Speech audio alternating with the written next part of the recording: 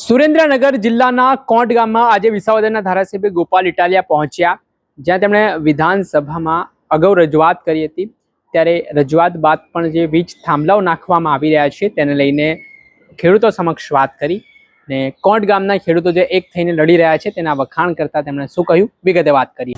વૈષ્ણવજન તો તેને કહીએ જે પીડ પરાઈ જાનાને રે। દર્શક મિત્રો, નવજીવન ન્યૂઝમાં આપનું સ્વાગત છે। હું છું ફૈઝાન।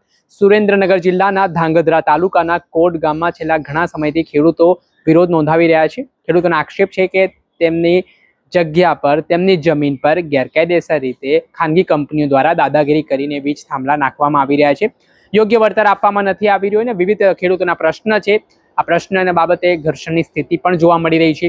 ત્યારે કોટ ગામમાં આજે વિસાવદરના ધારાસભ્ય ગોપાલ ઇટાલિયા ખેડૂતોના સમર્થનમાં પહોંચ્યા હતા, જ્યાં તેમણે એક સભા કરી। આ સભા દરમિયાન અગાઉ તેમણે વિધાનસભામાં કરેલી રજૂઆત હતી તેને લઈને વાત કરી કે તેઓ ગાંધીનગરમાં જ્યારે મંત્રીઓને મળ્યા, ધારાસભ્યોને મળ્યા કે જે લાગતા વળગતા અધિકારીઓને મળ્યા ત્યારે ગાંધીનગરમાં શું ચાલે છે તેને લઈને તેમણે જાહેર મંચ પરથી વાત કરી।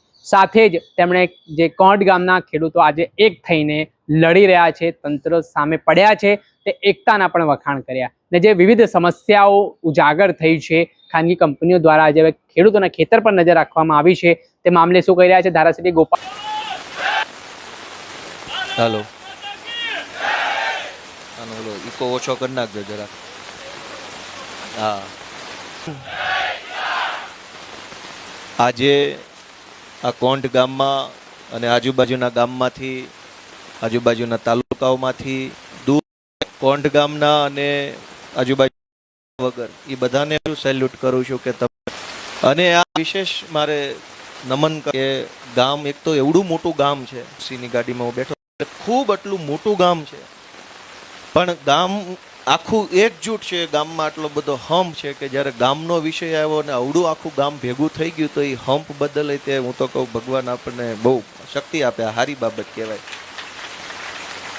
અને બહુ મૂળ મુદ્દાથી આપણે વાત કરીએ કે આ થાંભલો આવ્યો, વળતરનો પ્રશ્ન, આ તે, એ તો બધા પ્રશ્ન બીજા નંબરના છે।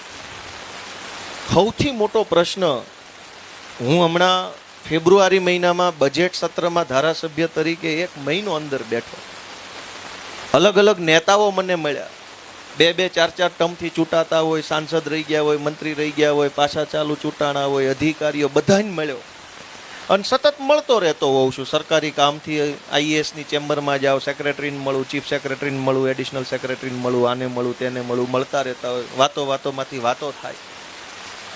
સૌથી મોટો મુદ્દો એ છે કે ગાંધીનગરમાં બેઠેલા મોટા મોટા સાહેબો અને એ સાહેબોના સાહેબો એ બધાને ખબર પડી ગઈ છે એમાં માણા બધું વેર વિખેર થઈ ગયેલું કે કોંટ ગામમાં 34 ખેડૂતોના ખેતરમાં થાંભલો આવશે તો બાકી જ્ઞાતિ કહે એ તો એ બરાબર જ।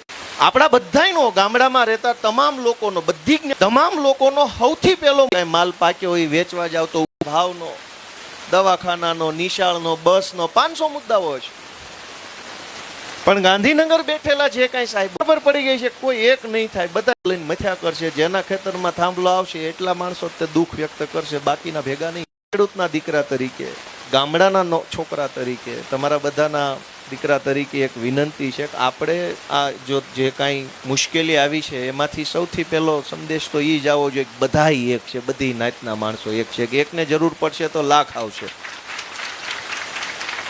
અને હું પોતે ક્યાંય કોઈ પાર્ટી વાળો થઈને આવ્યો નથી, હું તો આ ખેડૂતના દીકરા તરીકે, ગામડાના માણા તરીકે આવ્યો।